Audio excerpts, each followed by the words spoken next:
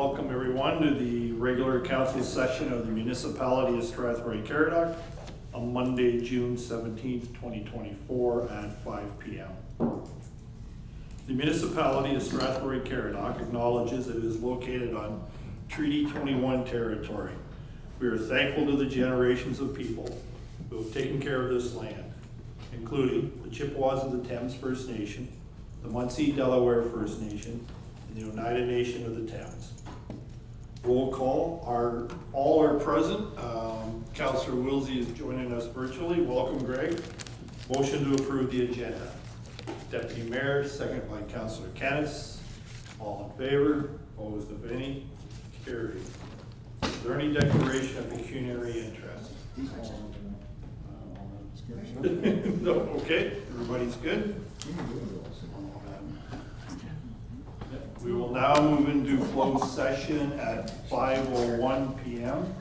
Council will now meet in closed session to consider matters it is permitted to do so under the Municipal Act and is listed on tonight's council agenda. Those items are one item in pursuant to section 239 2A of the Municipal Act regarding the security of municipal property, section 239 2E regarding litigation or potential litigation, including matters before administrative tribunals, and section 239 2F regarding advice subject to solicitor-client privilege, Mount Bridges wastewater treatment plant. One item pursuant to section 239 2E of the Municipal Act regarding litigation or potential litigation, including matters before administrative tribunals, and section 239 2F regarding advice subject to solicitor-client privilege, Mount Bridges wastewater treatment plant. One item pursuant to section 239 2B of the Municipal Act regarding personal matters about identifiable individuals, Mount Bridges wastewater treatment plant. Call for motion to enter closed session at 5:02. Councillor Hippel, second by the Deputy Mayor. All in favor? Carried.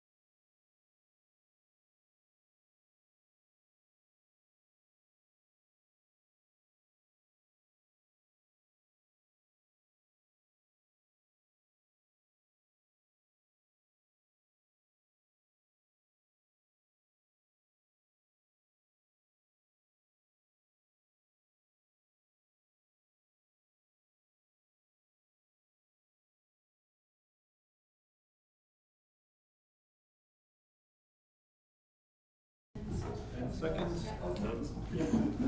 Passing notes in class.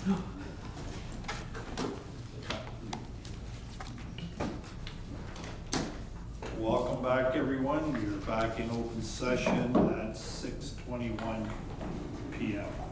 Council met in closed session to consider matters it is permitted to do so under the Municipal Act and is listed on tonight's council agenda. The following items were considered during the closed session.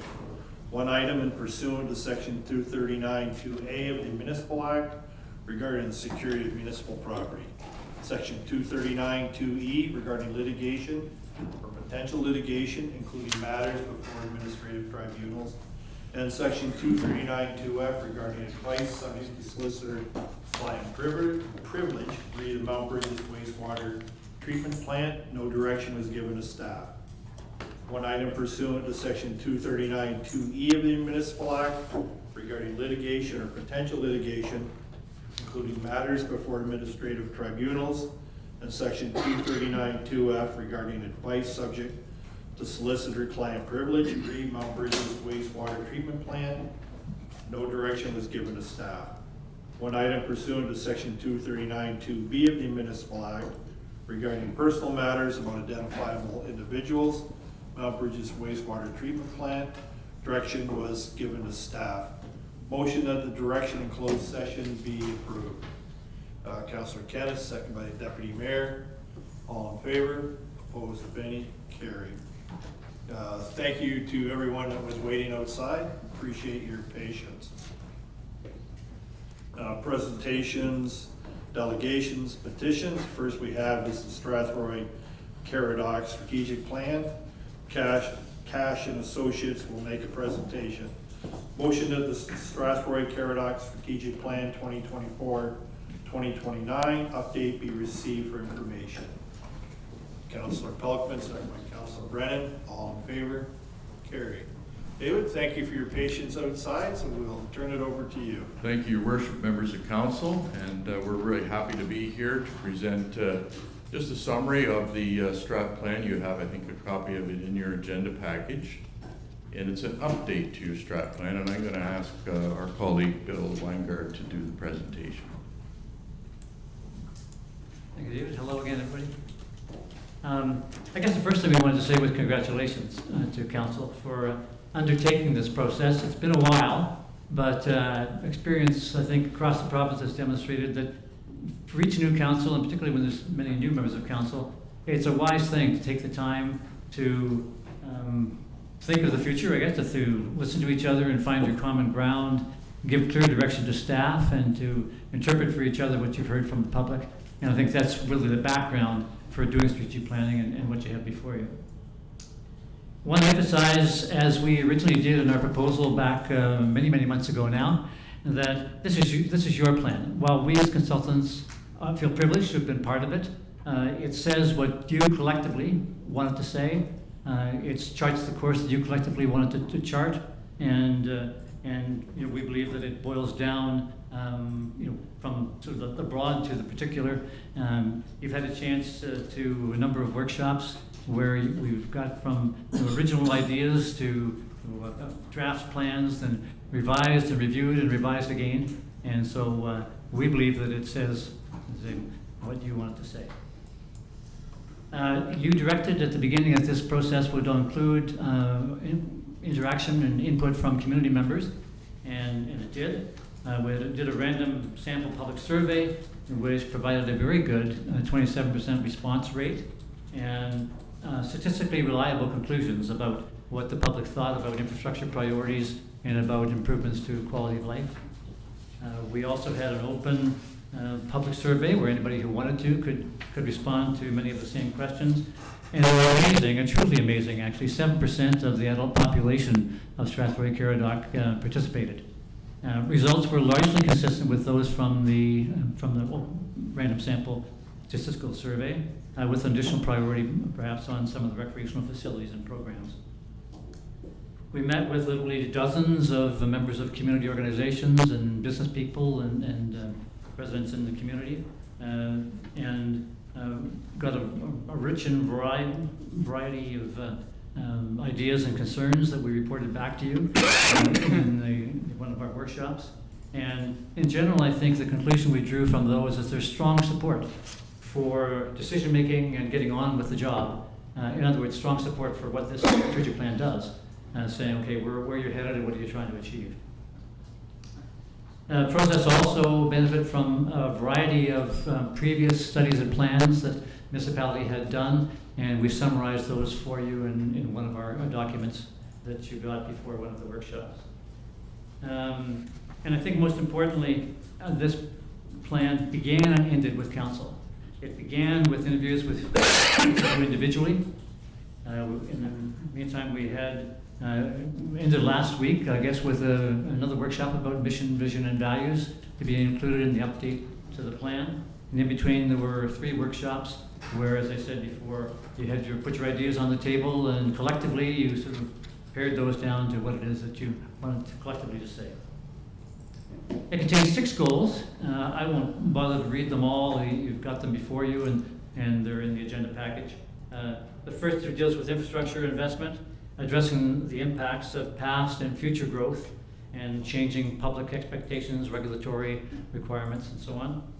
Second deals with economic development and jobs, building the community and building the tax base, while taking advantage of your strategic location and the heritage that your communities offer.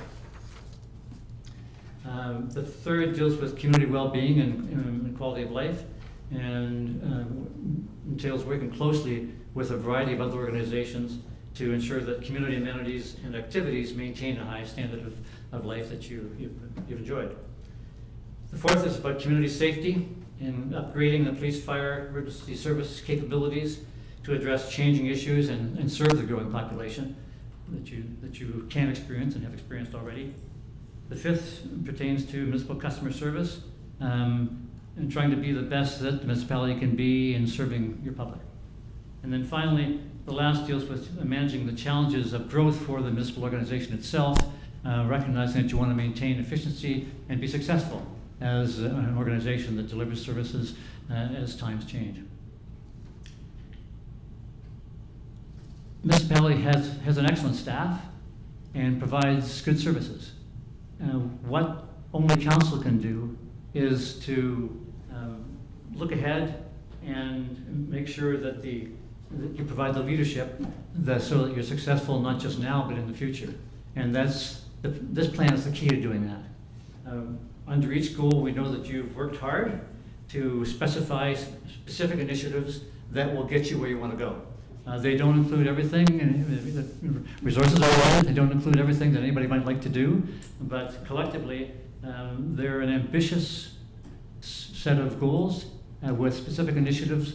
And when you make progress and monitor and measure the initiatives that you've set out for both this term and the subsequent council, it's our belief that both the future and the present residents of Strathroy-Caradoc will thank you for the legacy that you've left. And I can say that on behalf of Dave, myself, Murray, and the others you've met, that we feel very privileged for the opportunity to have been part of it. So thank you. Thank you for that, and the work is appreciated. Any questions or concerns from any members of council? Councilor Brennan. I'd just like to make a comment, and that is that I think that the heart of this document for the public is certainly the aspirational goals that we set out as a corporation, but the real meat in it are the goals of the council for the remainder of this term, and what would be then also the goals of the next term of council.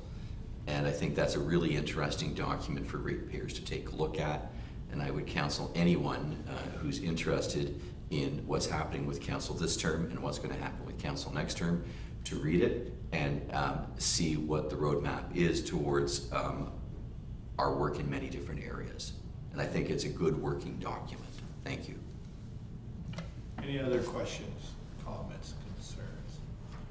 Seeing none, there are 2 motions. Council adopt the Strathroy-Caradoc Strategic Plan 2024-2029. The council direct the Chief Administrative Officer to bring forward a future report on the implementation plan, how the plan is to be measured, and an annual update on the strategic initiatives. Someone to bring the motions? Councillor Kennis, second by Deputy Mayor. Any questions? Seeing none, all in favor? Opposed, if any? Okay, I'm sorry, Councillor, was that a quite just? No, I was agreeing. You were Doing something. Thank you, gentlemen. Next is the approval of the minutes. There are 2 minutes in front of you this evening. One is the regular council meeting minutes of June 3rd, and the second is the special meeting minutes of June 10th. Are there any questions or concerns regarding those minutes? Seeing none, motion to approve the minutes. Councillor Brennan, second by Councillor Kennis. All in favor? Mr. Mayor? Yes. Did we miss a motion in the strategic plan? I think I did them both together. Oh, you did both, okay. I did them both together, yeah. Next is the communications.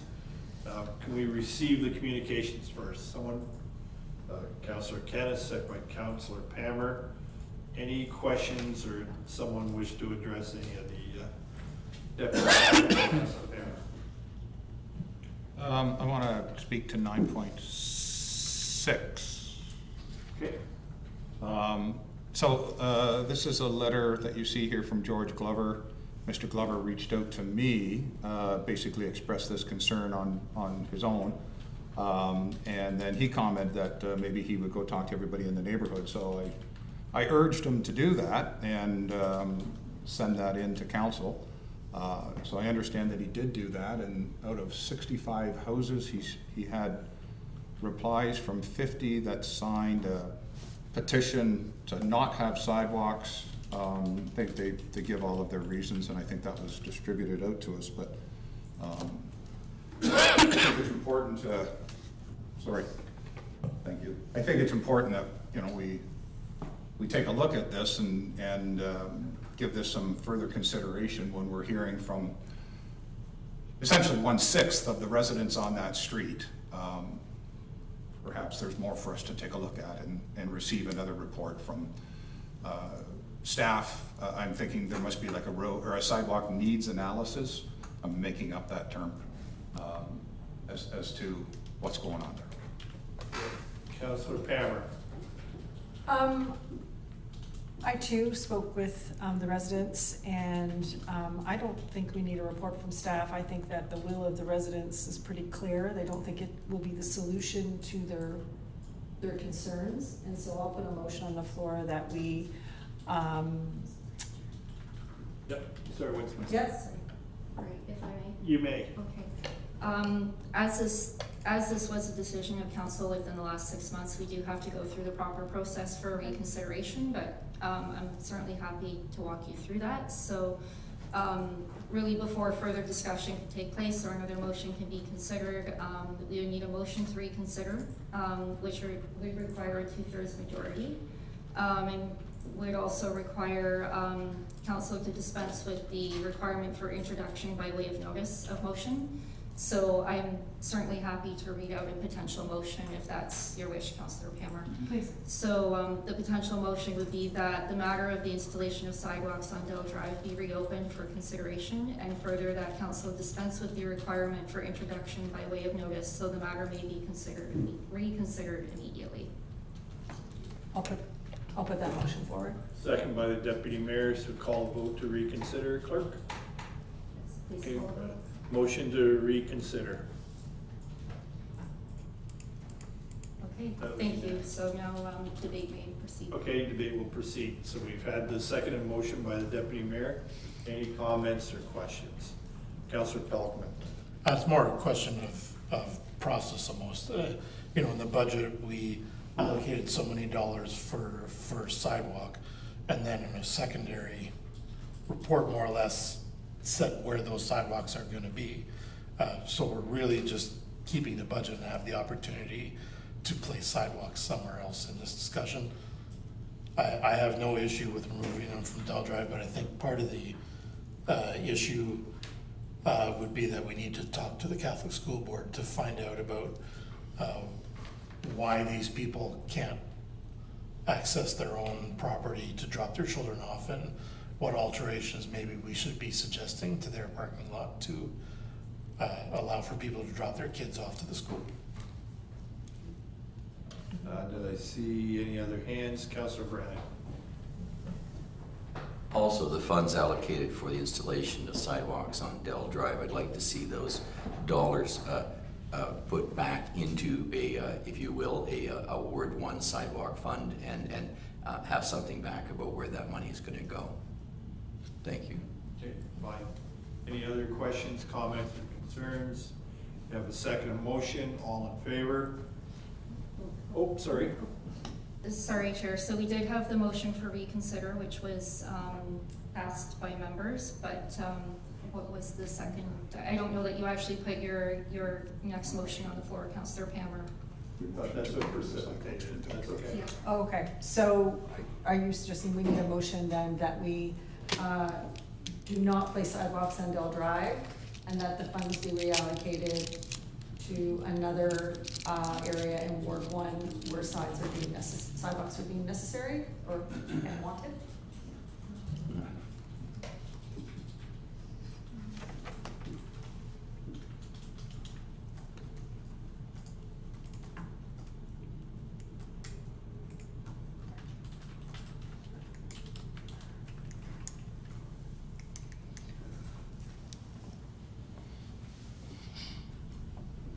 So confirming, Councillor Palmer, the motion you're putting on the floor is that sidewalks not be placed on Dell Drive and that the funds be allocated in another area of Ward 1 where sidewalks are necessary and wanted.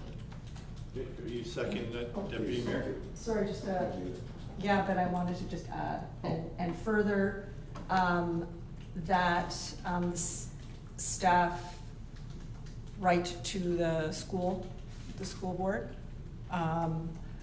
to inquire further about safe drop-off in the area on their own property.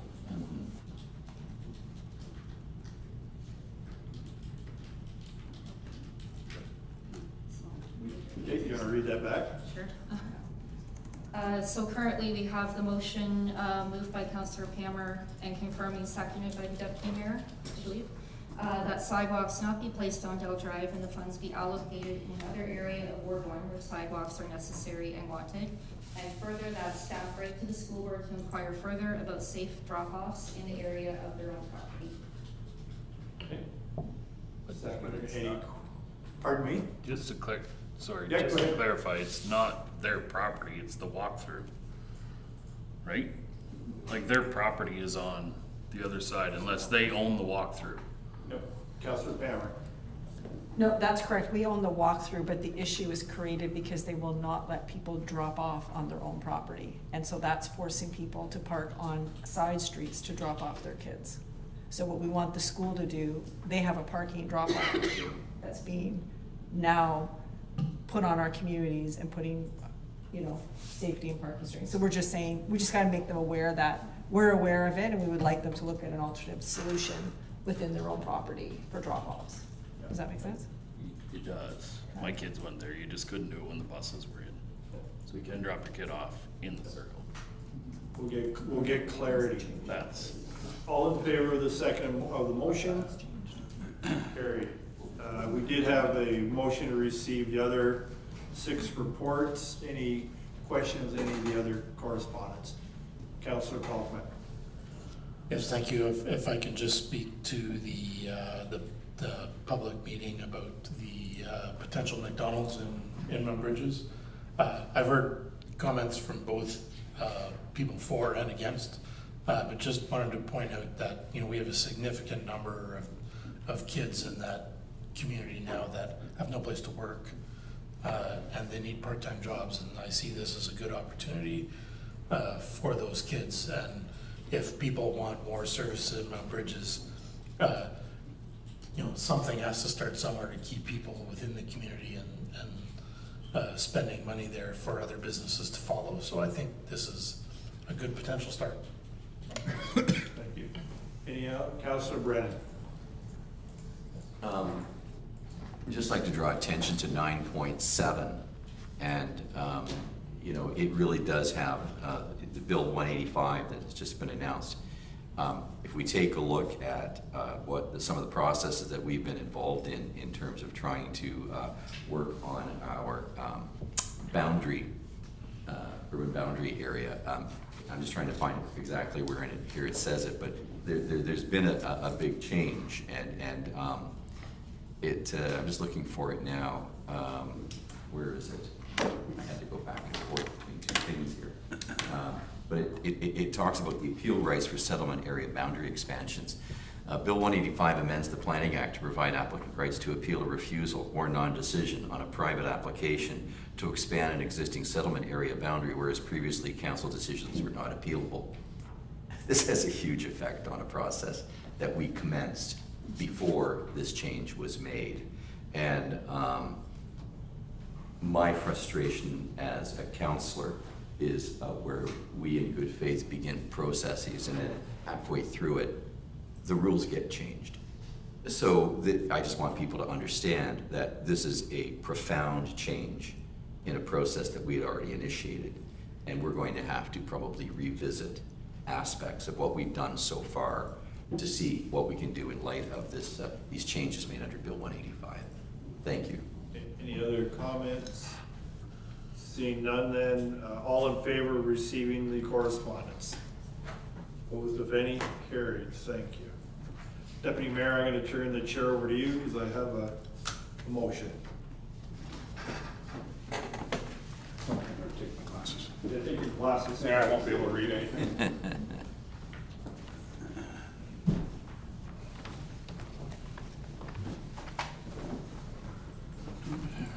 Okay, where are we here? Notices of motion, 10.1. He's got his pages in the wrong order. Oh, he took away. Notices of motion, 10.1, Mayor Grantham, to be voted on. Recommendation that staff present a report on the assumption of the South Grove subdivision for the July 2nd council meeting.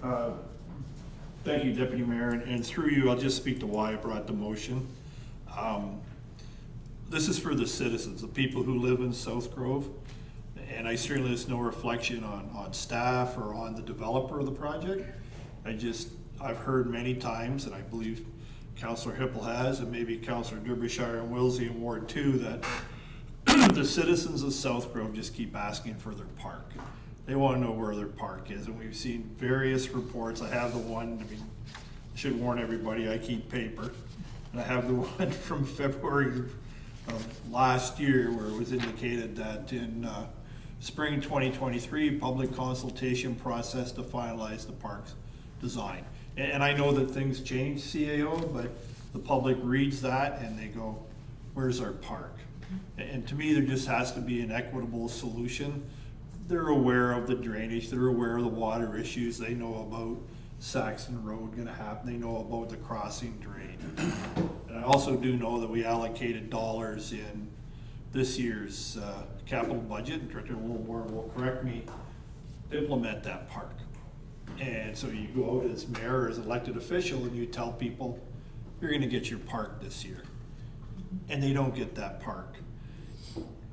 I feel that the citizens of that area have been caught in the middle in a tug of war, however that happens. I don't care who's right or wrong, but I would just like to know, what can we do to facilitate that park and make the citizens of South Grove happy and content? Because I do believe they deserve it.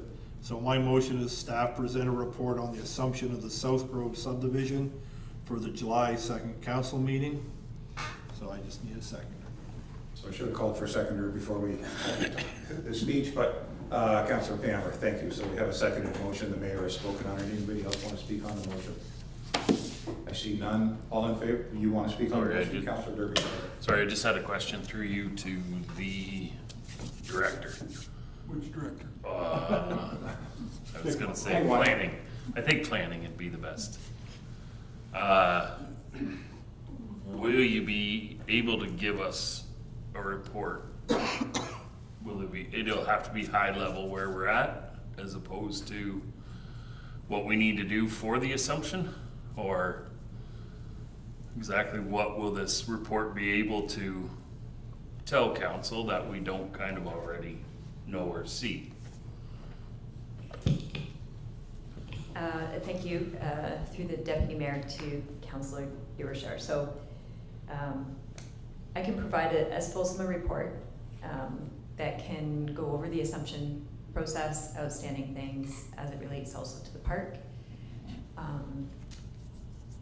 Although you didn't directly ask, the amount of detail that I would be able to put in that report is going to depend on how much time I have for it, to be honest. So to make the July 2nd deadline, it needs to be done by the end of this week. And I have there are a number of planning reports that are already scheduled for July 2nd. So I can provide information for you for July 2nd. It would be at an extremely high level and it might not be all the detail that council wants. Or I can maybe use a little bit of extra time another week and get it to the next meeting in July. I'm happy to do it either way. Councillor?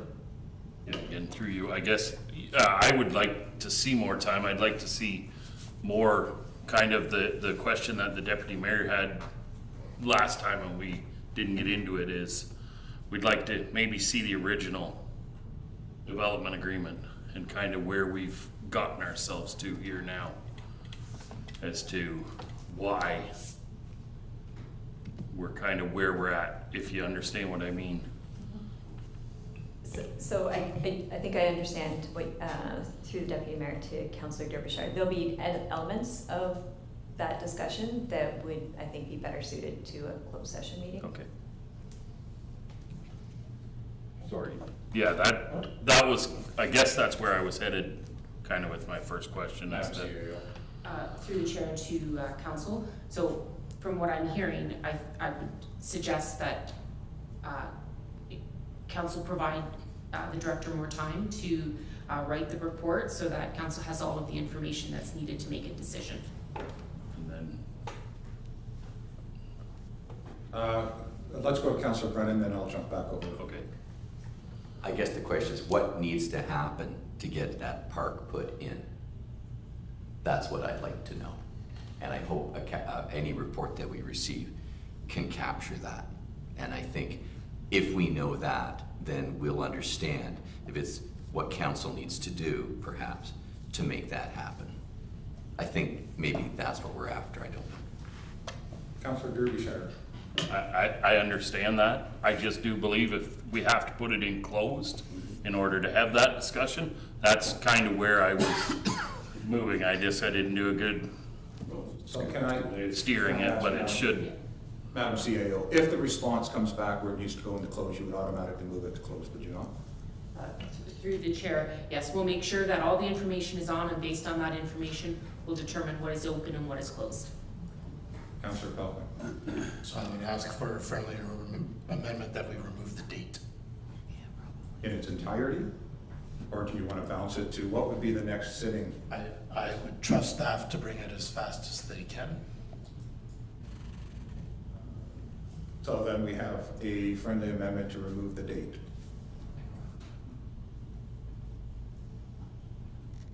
Next sitting of council after that would be 15, July 15th, just FYI.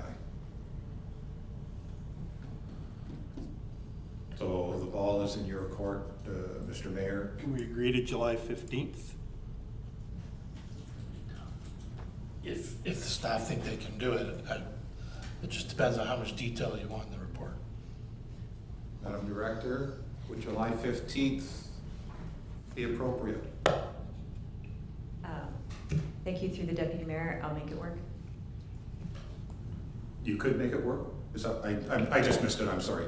Sorry, I'll make it work. You will Yeah. make it work. Councillor Brown, oh, hang on. So we have an amendment. Who seconded that motion? Councillor Palmer, are you okay with that? Thank you. Councillor Brennan. I want to compliment the director on that answer. However, I do want to say to council that I believe that director currently has somewhere between 54 to 64 reports that we have, that need to come to council. And the workflow is pretty heavy. And every week or every 2 weeks or every 3 weeks, this council, this director she's got a whole bunch of things that have to come. And while that's going on, this council keeps asking for more reports. So it's a very gracious answer, But I think we really need to become very mindful of the dates, because the workflow for some of our staff right now with the number of reports being asked is getting to be pretty heavy indeed. Which is the one spreadsheet that's coming back to us at some point in time. But can I just clarify, Madam CAO, if we've asked for a report of any of the directors, any of the staff, and they can't meet the deadline, then their report would be, I was unable to meet your deadline. Would it not? We would have a conversation, I would have a conversation with the mayor and let council know. Okay. I mean, sometimes that's just our answer. So we have a seconded motion on the floor for July 15th. All in favor? Opposed? I see none. Thank you. Pass.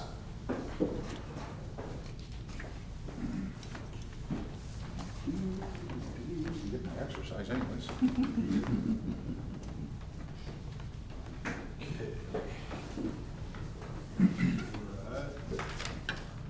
Councillor Woolsey's not to be voted on. Councillor Derbyshire, your motion. Thank you. Through you to council, I guess I'm putting forward a motion to ask for a whistleblowers policy to be created by our human resource staff. We'll get a seconder. Is there a seconder for the motion? Deputy Mayor, now you can speak there about it. I was just gonna say this is something I brought up in my inquiries. I do believe it's something that we should put in place just so that we have our own. I know people have said that there is one with the in our provincial policy, but I just think it would be something that if our director is willing to put one together, I think we should have our own policy that kind of reflects here. Any questions of Councillor Derbyshire? Seeing none, you have a second motion. All in favor? Opposed, if any? Carried. Reports from departments, building and planning. First is development charges, background information prior to DC update. Motion to receive the report. Deputy Mayor, second by Councillor Kennis. Director Huff, did you wish to speak to the report? Thank you, Your Worship. Actually, the report that I have is really just a cover report, and the intent of tonight is to turn it over to our consultants, Hempson Consulting, who is to present to council kind of a development charge 101. There's been a number of conversations around Horseshoe about wanting to get into development charge update. So as a first step, I wanted to bring forward kind of a one-on-one session so that you could hear from the consultants what that update looks like, includes, and an opportunity to ask any and all questions. So at this point, I'll turn it over to Andrew Mirabella here, I believe. Thank you. Thank you, Andrew. You're up. Good evening, Council, and thanks, Jennifer, for the introduction. So as Jennifer alluded to, this is a bit of a kind of a 101 on development charges, which will kind of go through a bit of the study process and quite timely with the legislation, some of the legislative updates as it pertains to Bill 185 and the Development Charges Act, and just some common questions that we typically get from municipalities and council on how development charges should be updated, calculated, and some of the methodology behind it. So we have about a 20-minute or so presentation, and I'll actually, from Jennifer to me, I'll pass the baton to Natalia, my colleague, who actually is going to be doing the formal presentation, and I'll be around here for questions when she's done. Go ahead, Natalia. Great, thank you, Andrew. Just to make sure everyone can see the slides, I now see Andrew's face, so make sure the screen share is on for council.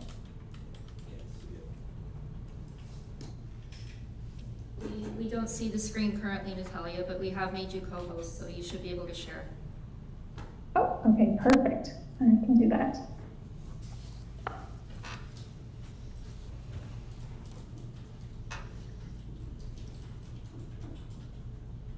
Okay. Great. As Andrew said, it's a pleasure to be in front of council this evening. What we'll do is, like Andrew mentioned, about a 20-minute presentation, and then we'll take some questions. I'll jump right into it as Andrew provided a brief overview of the agenda already. So development charges, kind of what are they and what is that funding tool? Sorry, Natalia, if you're sharing a screen, we still can't see it. Oh. Now. Okay, thank you very much. Okay, excellent. Thank you for letting me know. Great, so what are development charges? Development charges is a growth funding tool that's imposed on new development throughout the municipality to recover costs related to infrastructure and other related capital costs. Now, the county, area municipalities, as well as educational school boards are eligible to levy development charges from development.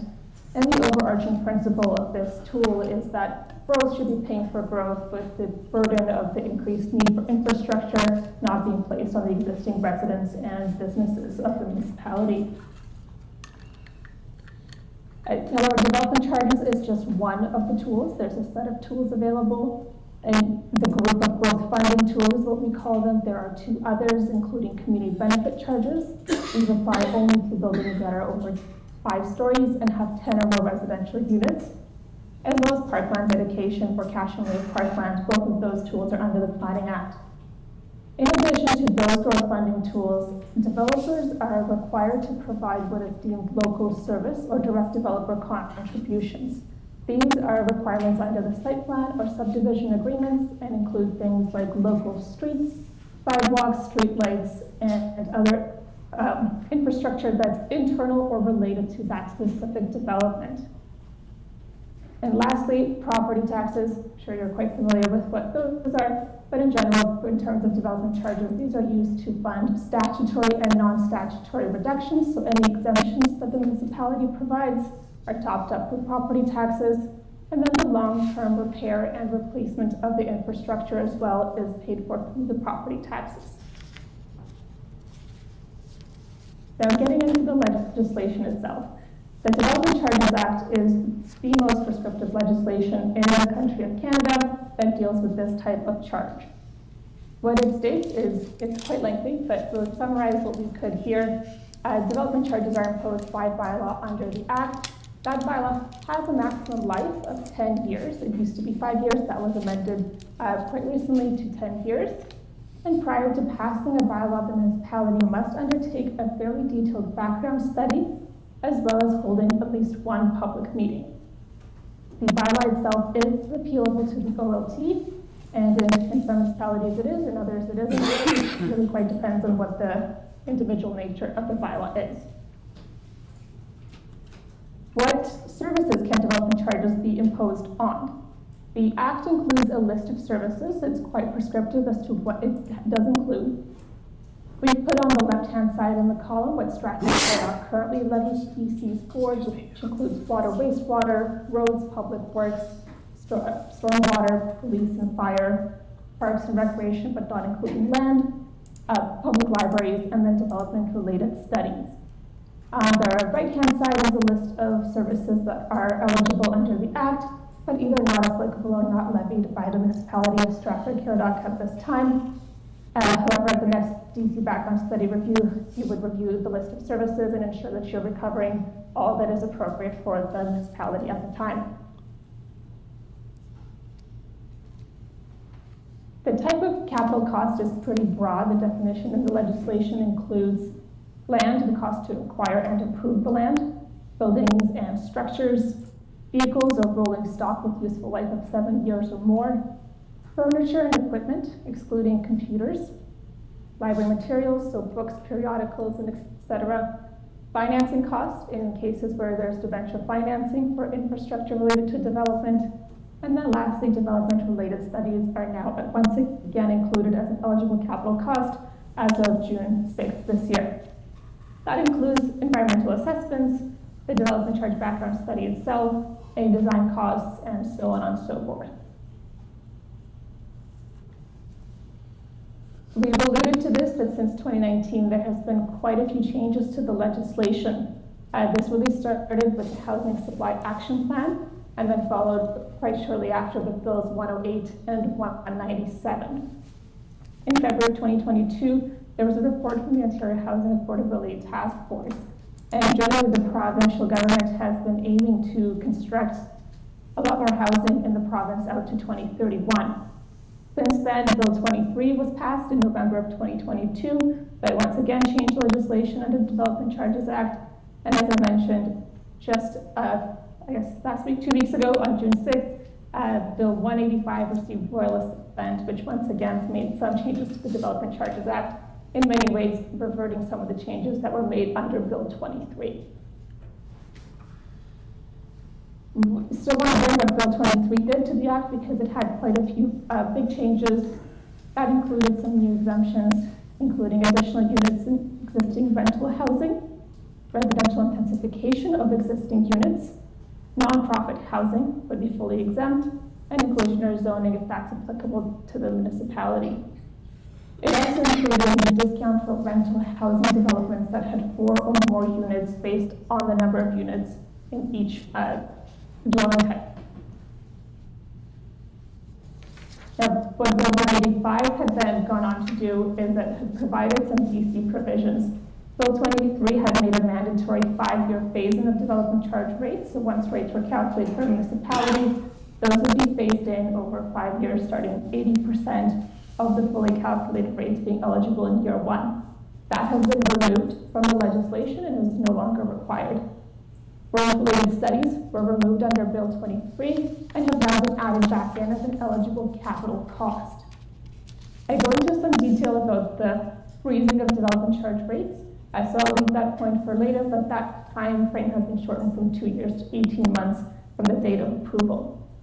And then lastly, a proposed change to the regulations, which isn't quite yet enforced, but is proposed, is to allow for digital options where a local newspaper is no longer available to provide notices of public meeting and passage of the bylaw. Lastly, as of June 1st, affordable housing, as defined under the legislation, it would be now exempt from development charges. There was no real mention of attainable at the time of this legislation being enacted. And getting into the study itself. So as I mentioned, it's a fairly detailed process that is required by the Act. And what we do is we start at the top corner here with the development forecast. So we take into account the location, the type, and the amount of development, both residential and non-residential, forecasted to occur in the municipality over a certain period of time. That forecast in terms of growth-related capital needs. What will the municipality need to construct to ensure that that development is appropriately serviced?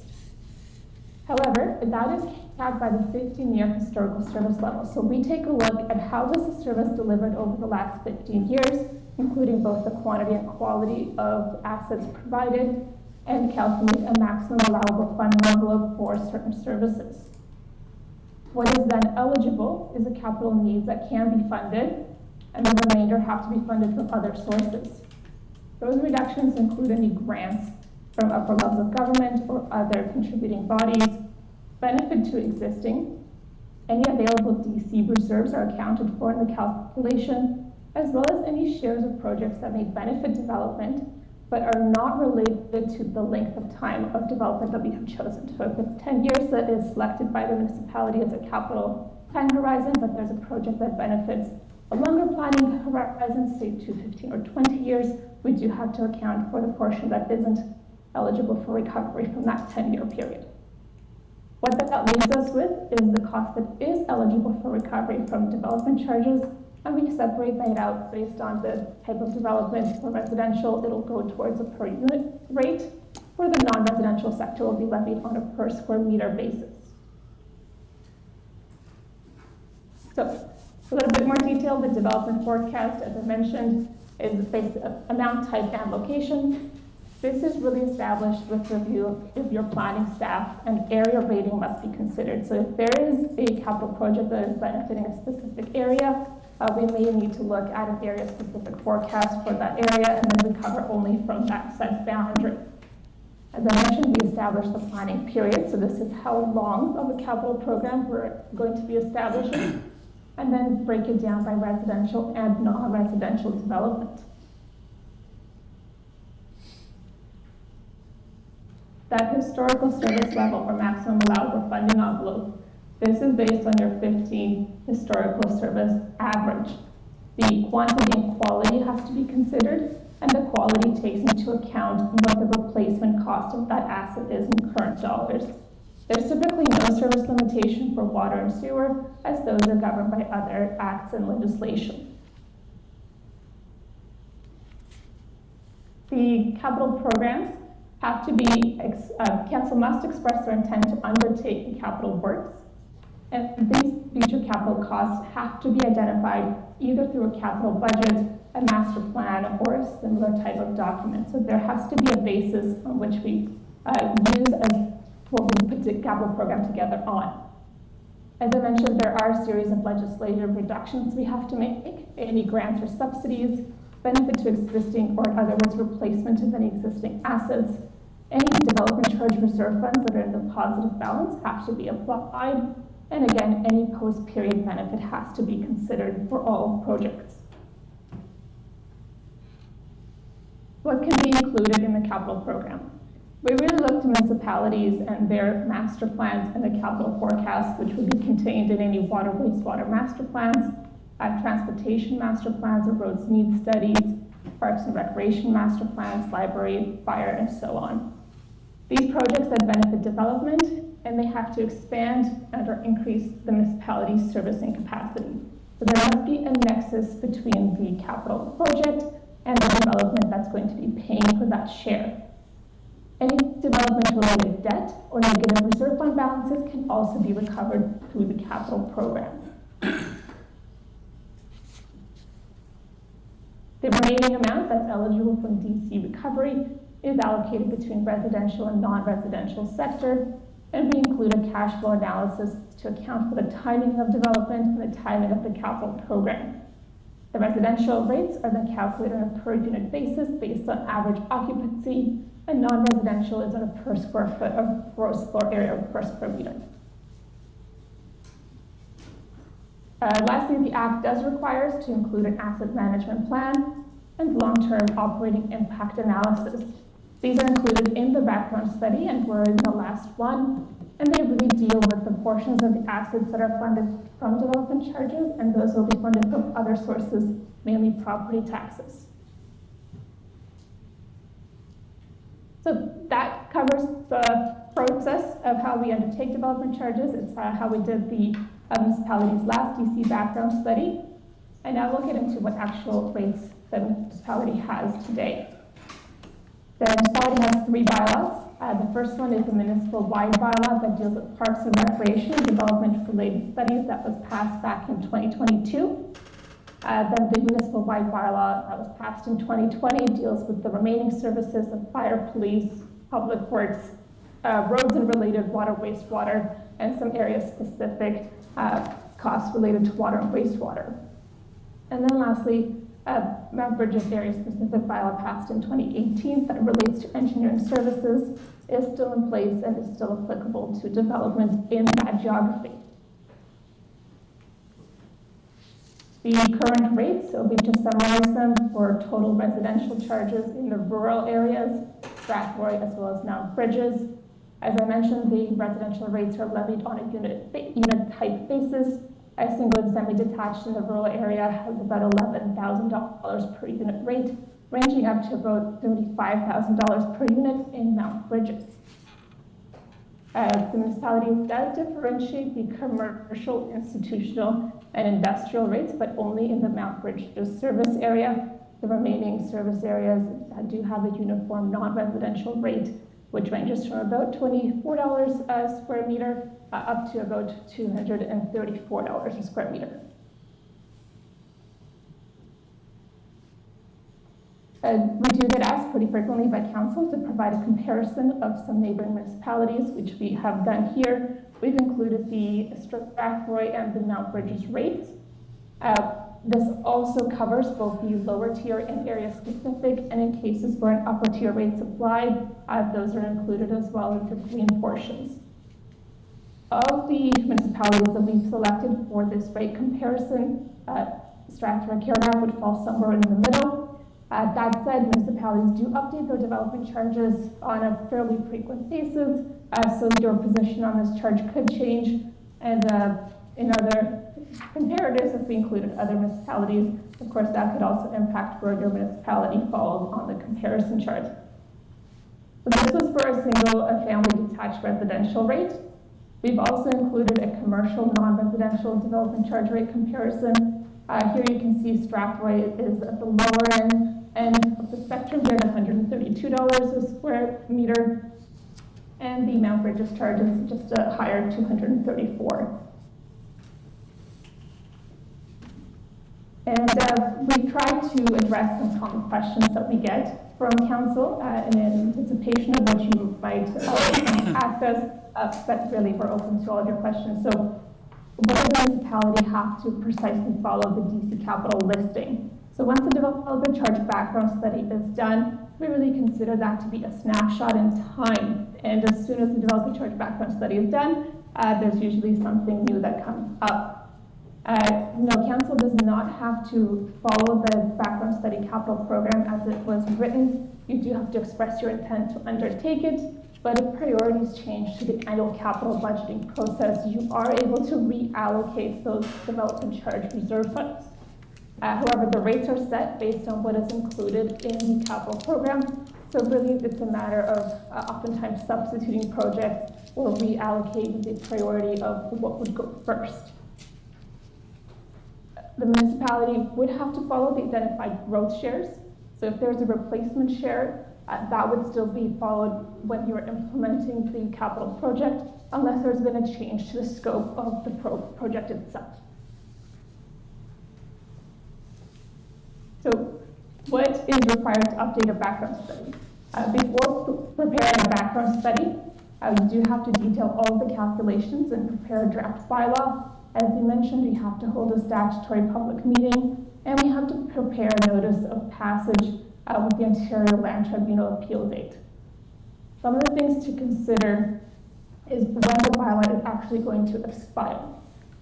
Have you completed any recent master plans or servicing plans which will inform the capital program and provide a basis for an update to those capital programs? Are there any changes to your urban boundaries or the development forecast that need to be accounted for prior to initiating a development charge background study? And then lastly, have there been any significant changes in the capital need or the cost of growth from the projections in the last DC background study? Throughout the COVID period, we saw a lot of cost pressures on municipalities, and some municipalities felt it was important and feasible to increase development charges to recover the cost of those increased capital items.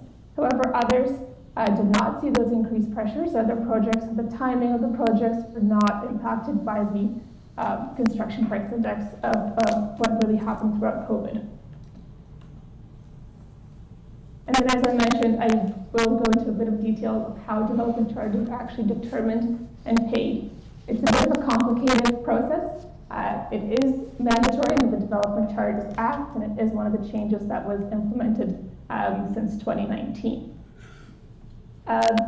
Development charge rates are now established at the time of a site plan or zoning application. So when the municipality actually receives a complete planning application, that is the date when development charges are determined and frozen.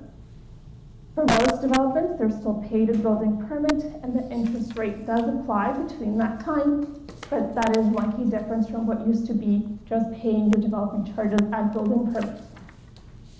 For certain development types, rental housing and institutional development, there is an additional deferral of payment. So the table on the right still applies. You still get your application rates established, but then there's a deferral to the time of occupancy and over 6 subsequent installments following that are 5 years. So that applies only to rental housing and institutional development, and the definitions of those are provided in the Development Charges Act. As I mentioned, this process gets a little bit complicated. The actual date that is determined is at the time of receiving the applications. The timing varies between when the date is determined and when the freeze actually starts. The freeze will start once the the timing will run out for the applicant 18 months after the date the application is approved. So from the time the application is submitted until the time it is approved, there is no time limitation under the Development Charges Act, and the clock really only starts when the application is approved. Then rates are payable at the time of building permit, including any interest that has occurred from the time that the rate was established to the time that it is paid. If the permit is not pulled within those 18 months, the rules do not apply and the development charge rates are reestablished at the time of paying a building permit. Now, for those rental housing and institutional developments, all of the same rules apply, and then another layer is added on. So from the time a building permit is issued, they're still not required to pay the development charge rate, and only will they be required to pay at occupancy permit or at occupancy of the building. That's when the first installment is due. That installment will be 1/6 of what is owed, and then subsequently those installments will be paid out over the next 5 years, with interest applying throughout the whole time period. With interest being, now it is being determined by the province as commercial bank rates, prime +1. So, if DCs can be appealed to OLT, what happens when an appeal is made? There's a 40-day period after a bylaw is passed that anybody, any organization or person can appeal the development charge bylaw to the OLT by filing with the clerk on or before the appeal date. OLT processes can be very lengthy depending on the scope of issues. However, I believe at the last DC bylaw passage, there were no DC appeals. And then looking at some next steps and timelines for the Municipality of Strathroy-Caradoc. As we've been made aware, municipality, you're currently undertaking a servicing master plan. It is ideal that is either complete and passed and approved by council, or at least in the very final stages, so that the capital program for the development charge rates can be established on what council has already expressed intent to undertake. The settlement boundary expansion as well needs to be completed, so that the forecast, the development forecast, can be based on the location and geography that will apply to the capital program. Once those two components are complete, whether the DC process can be initiated so that those two pieces can feed into the actual study process. And there's a lot of information, and I really thank you for your attention and for listening. Andrew and myself are happy to answer any questions you may have. And I'm happy to return to any slides in case there was something else you wanted us to cover. Thank you for that. Any questions, any members of council? Councilor Britt. Thank you. Through the chair to the presenter, thank you for all that information. As you know, we are in the middle of a settlement boundary expansion process. With the changes under Bill 185, to what extent do the changes in settlement boundary expansion details complicate our DC process? I'm just wondering, I see that there are changes made, and I'm just wondering, we're in the settlement boundary expansion process. We have to do DCs. How do we do both at the same time under Bill 185? I just see that there might be some variables in terms of appeals to development, appeals to the settlement boundaries, that people can appeal it more easily. Now I'm just wondering, does this complicate our DC calculations? Andrew, did you want to answer that one? To Andrew or the presenter? Yeah, to Andrew or the presenter. Yeah, so through the mayor, I guess I wouldn't necessarily it complicates it. I mean, there's part of it, there's the moving part on what the change in the Pine Act and the appeal rights on settlement boundary expansions, but the DC process is something somewhat different. I would suggest that we still get the settlement boundary works somewhat solidified before initiating the DC, as long as we have the forecast and direction of what the growth allocations are, then we can look at what the infrastructure needs are, and that'll kind of tie into what the calculated rates will look like. So there is a bit of a balancing act, and recognizing the Bill 185 and the boundary expansion is still somewhat new, so we'll probably have to kind of look at that in some detail, but I don't think there'll be anything that would compete with that process, but one would have to happen before the other. Any other questions? Seeing none, we have a second motion that council receive the report. All in favor of receiving the report? Opposed, if any, carried. Thank you. Thank you for the presentation. Next is potential updates to bylaws. Motion that council receive report BBP-2024-64 on potential updates to bylaws. Motion to receive the report. Councillor Kennis, second by Councillor Pammer. All in favor? Carried. Wish to speak to the Director House first? Thank you, Bishop. So I've prepared this report to council outlining a number of bylaws that staff have identified that have various needs for updating or potentially implementing new bylaws to deal with matters that have come up in bylaw enforcement matters. Really the intent of this is to make council aware that, you know, we have identified these as potential opportunities for us to deal with, and looking for direction from council on whether there's interest for staff to spend time on doing any of these. Certainly staff wish to get that input before embarking on a long process of updating these bylaws. Thank you. May I ask a question first? Who writes these bylaws? Are you yourself, or is there a particular staff member? Who writes the bylaws, Director? Sure, through to the worship. So typically they begin with in-house preparation of bylaws, and then they get sent to legal for review and updating as need be. Honestly, there's a number of different bylaws out there by various municipalities. We look at what approaches other municipalities do. We kind of incorporate best practice we think that's out there, put it all into one, and then ask legal to review to make sure that we have included everything that this municipality would like to do in a manner that is protected if challenged by someone, an individual. Thank you.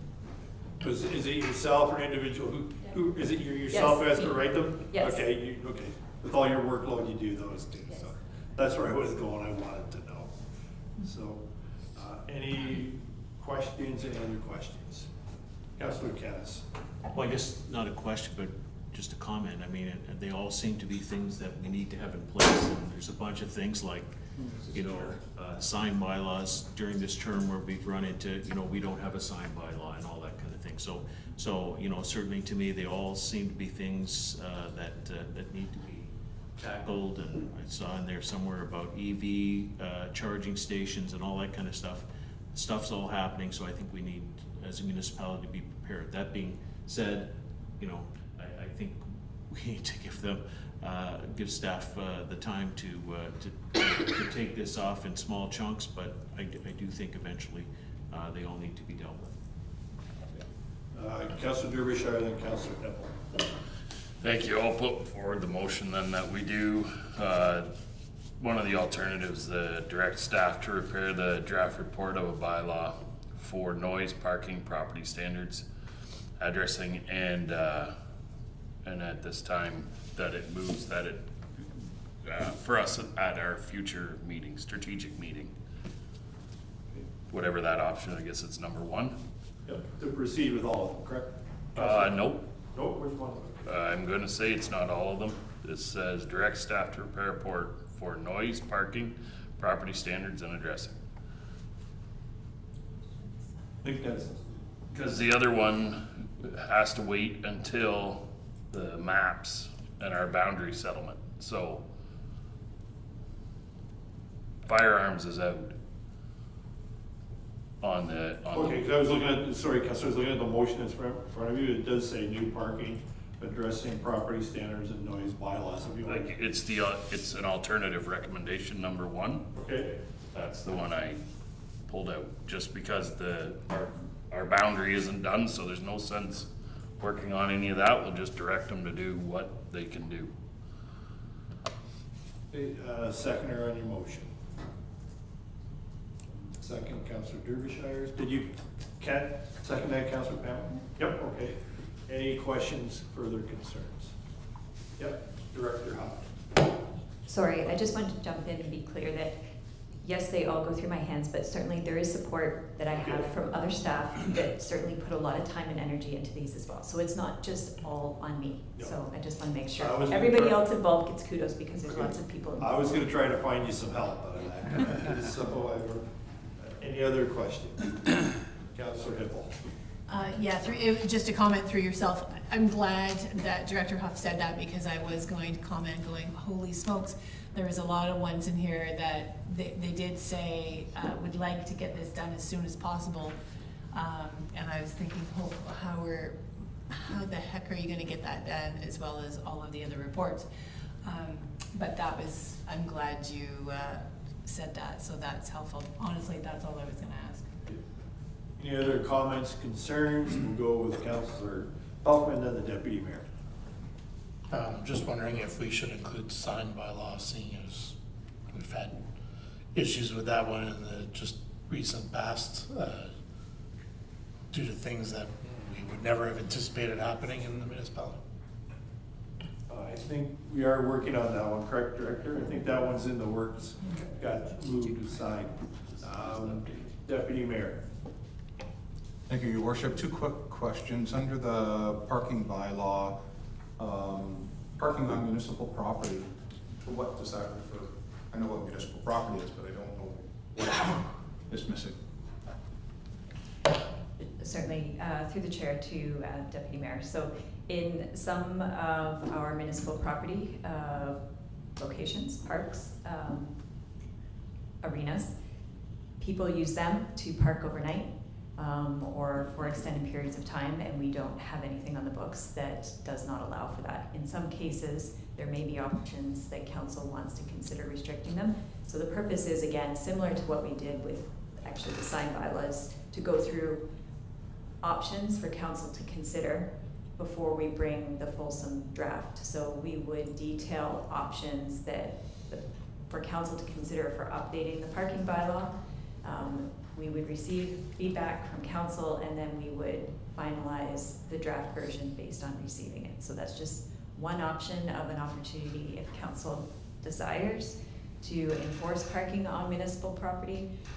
This might be an opportunity to do so. So are those, we'll take the arena, take the Gemini just as a location. Is it currently posted that you're not permitted to park on the property overnight? Through the chair to Deputy Mayor, it's not currently posted. It is in the Parks and Recreation Areas bylaw that it's prohibited unless seeking approval. So example being, if we have a hockey team who's going away on a 4-day hockey tournament, they'll just call up and say, we'll have X number of cars, here are the license plates, and they're more than welcome to keep the cars overnight because they've received permission from the municipality to do so. What we've experienced, and this is more in a ball diamond, where we'll end up with one car, then all of a sudden there's 3 cars, then there's 6 cars, and what it is, it's now an off-property parking for the neighbors and the people in the neighborhood. So they're not using up their driveway, which then has a direct impact on the users of the park when they go for baseball or soccer or so on. So my question has to do with, if it's posted that you're not allowed to park there overnight, then it would be enforced under the Trespass to Property Act by the police, as opposed to under the municipal bylaw. Since our bylaw officers aren't out in the evening, I'm just putting that out there. My other question has to do with property standards. We no longer have a property standards bylaw. We did at one time.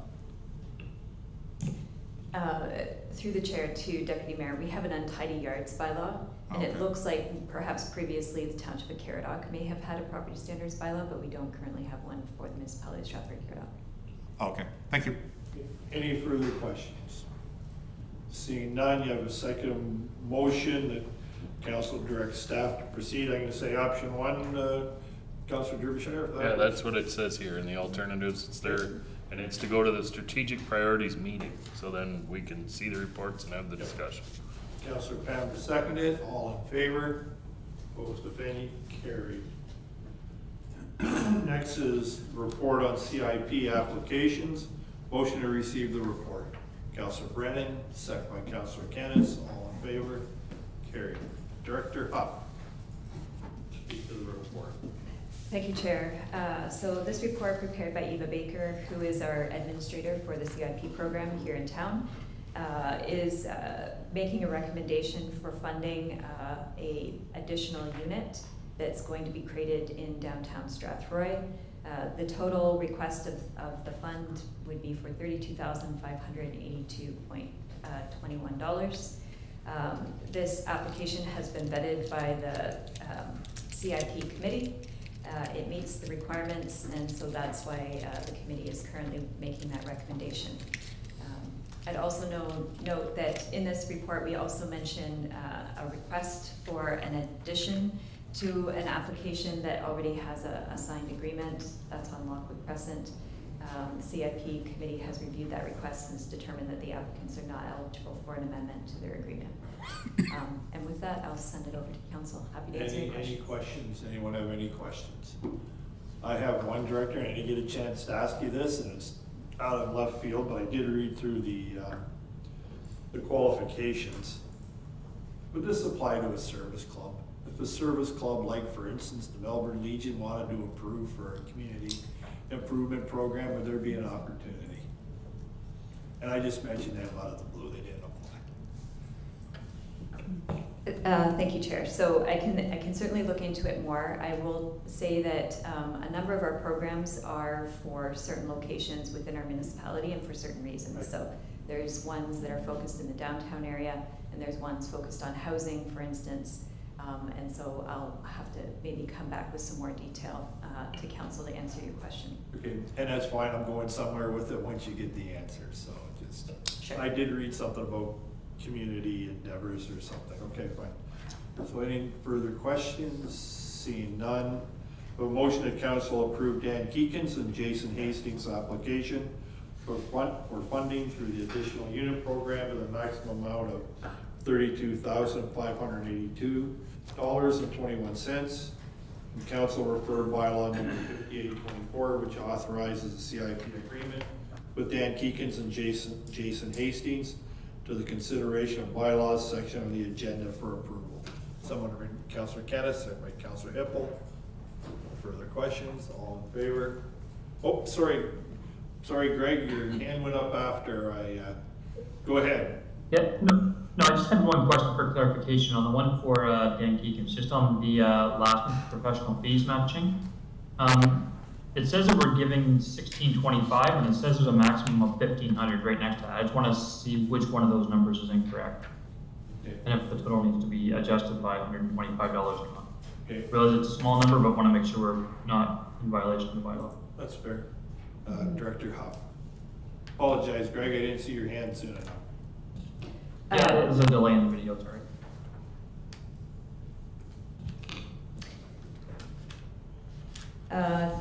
Thank you, Chair. So the 1,500 is the maximum for the professional fees. Okay. So the adjusted amount would have to be 30,150.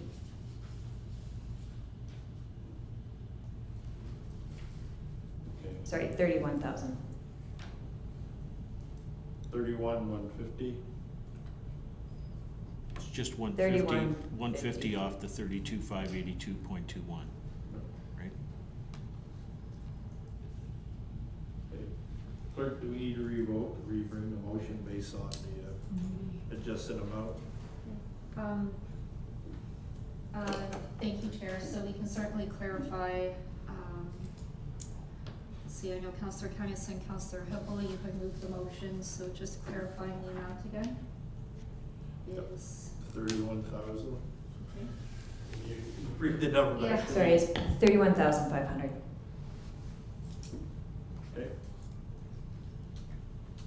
All right, so that would be that that the motion would be amended to the maximum amount of 31,500. You're okay with that, Councillor Kennis, Councillor Hippel? Does that numbers add up? Yeah, if they add up, that's fine. Okay. All in favor? Opposed, if any, carried.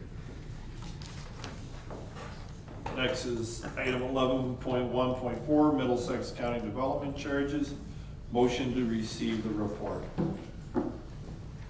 Deputy Mayor, second by Councillor Derbyshire. I saw a hand. All in favor? Carried. Wish to speak to the report, Director. Thank you through the chair to council. This report is just providing information to council about the proposed implementation of development charges by the County of Middlesex. So the County of Middlesex did consider on May 28th at County Council a background study, and there's a link to that report, the background study, as well as the proposed bylaw.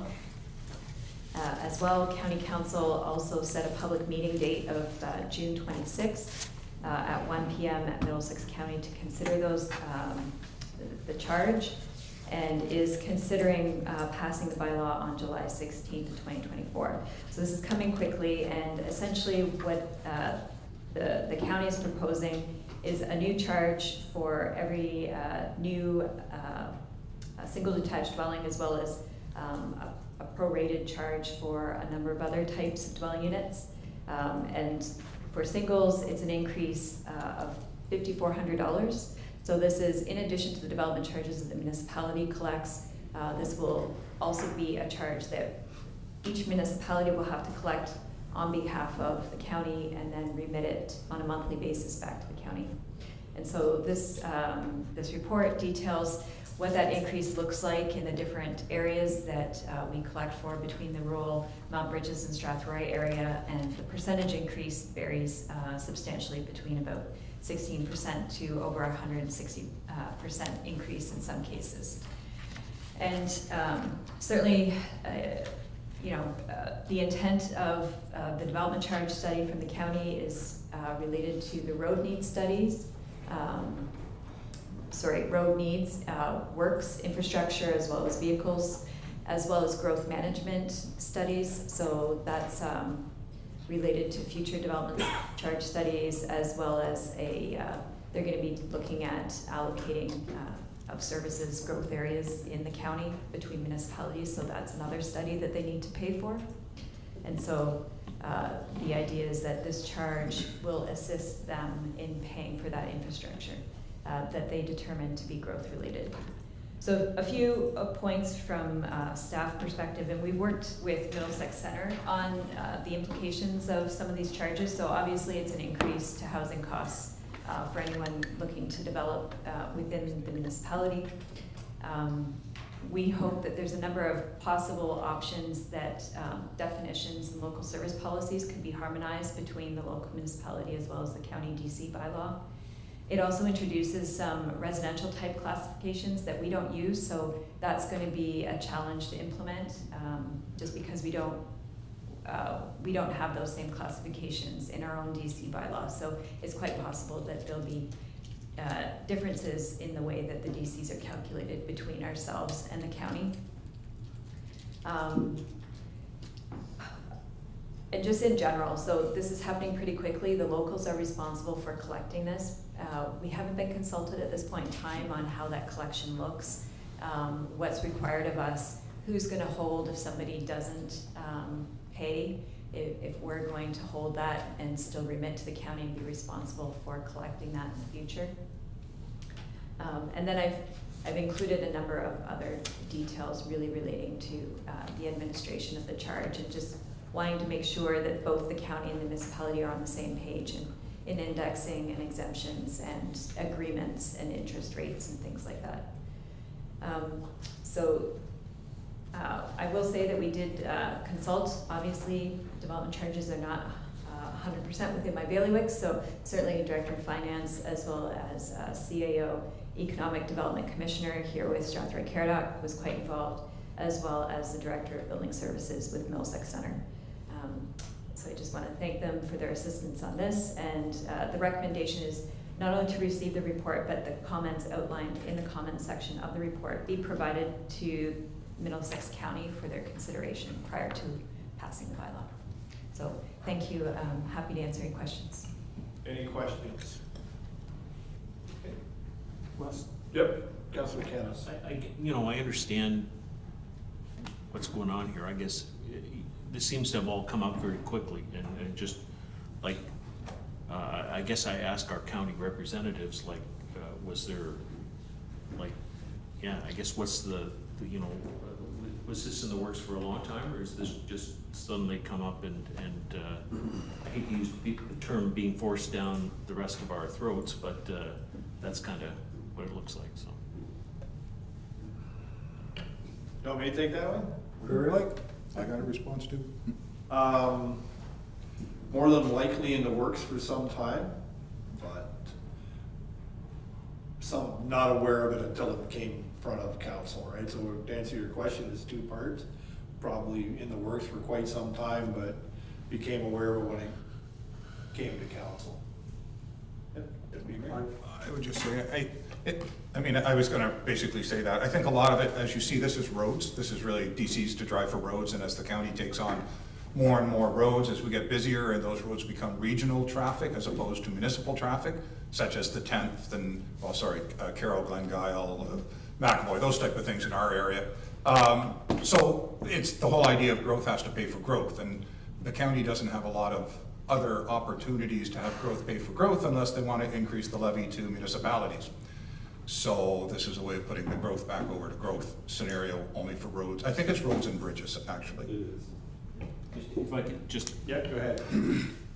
Just, my only other comment would be that I think it would be something that you would work, the upper and lower tier would work together on rather than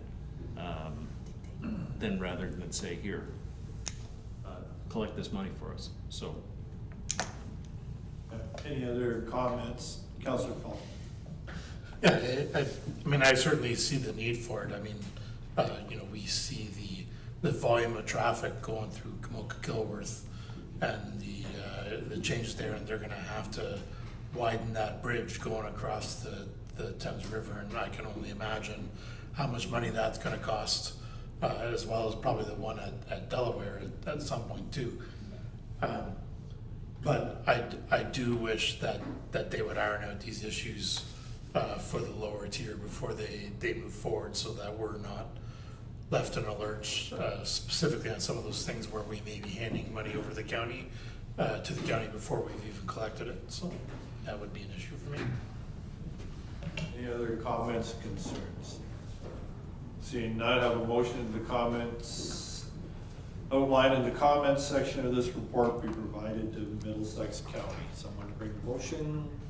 Deputy Mayor, second by Councillor Palmer. All in favor? Just one second. Yes, I apologize. No, that's fine, thank you. Just a question, so will that report be, or the comment section be submitted by staff up to county, which would be my preference, since it would really be inappropriate for the mayor and I to walk in with those comments when we're sitting as council there? Through the chair to council, what we will do is we will put this on municipal letterhead, we'll put the council resolution and the comments on it, and it will come from staff. Thank you. Perfect, thank you. Thanks, Director. Next is Engineering and Public Works. And You just have to call for. Oh, I thought I did. Okay, I'm sorry. All in favor?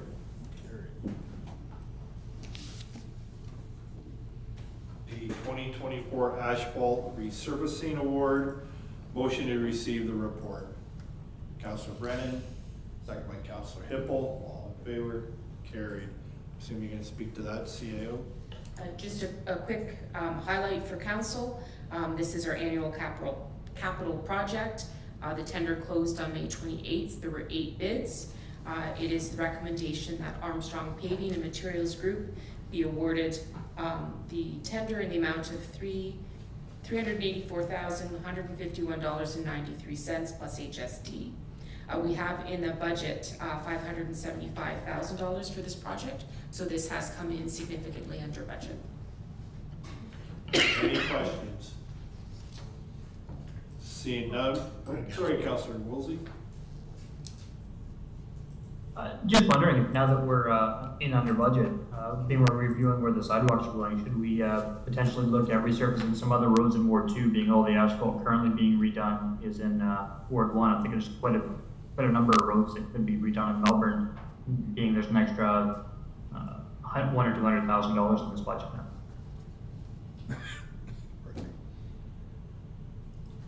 want to answer that, see it, or, yeah.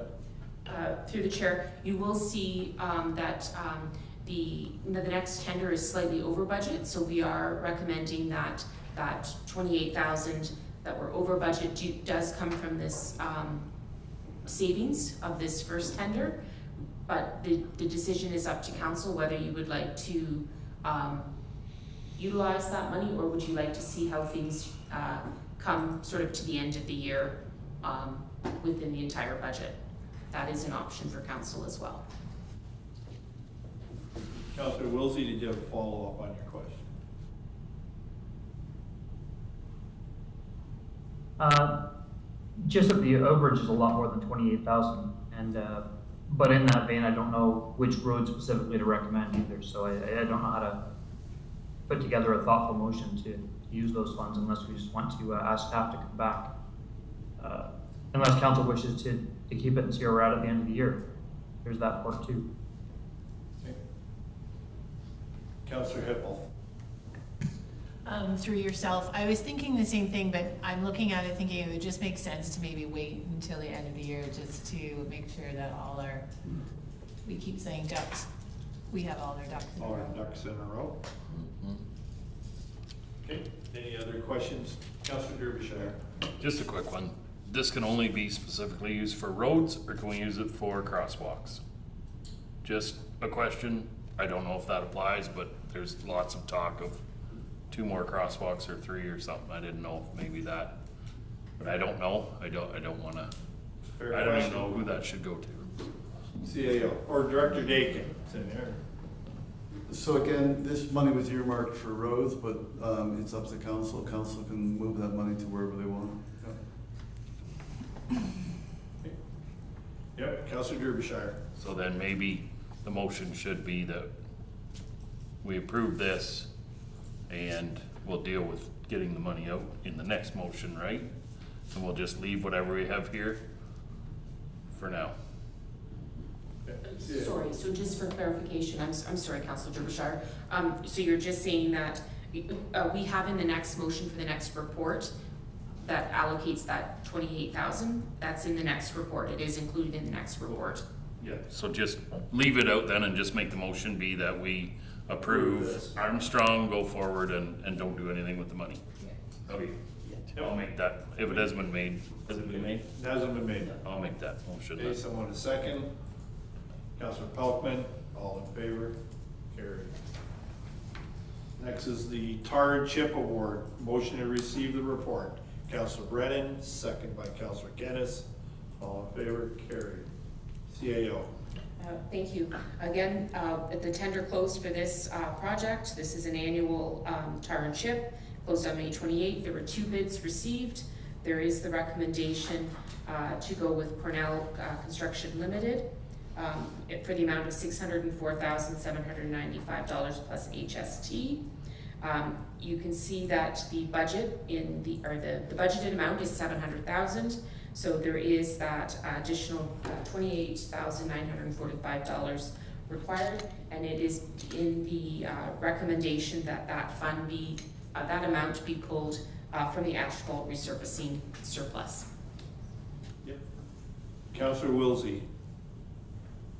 Just last year when we did this, we were told by the Director of Public Works that there was a neighboring municipality we partnered with to significantly reduce our cost. I'm just wondering why that option is not there this year. Did you have that?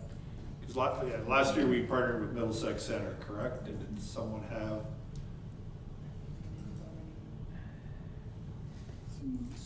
Pardon me, I'm just looking at my notes here, so if you can just bear with me for a moment.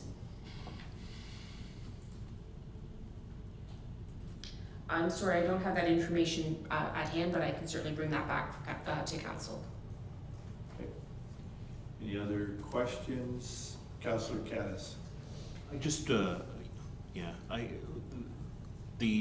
asphalt, you get a bid from one company and that's the whole thing, and maybe I just don't understand tar and chip, but you've got the tar and chip, but then you've got 2 other pulverizing and stone chip supply from separate companies. Just wondered how that actually works, or how that's different from asphalt.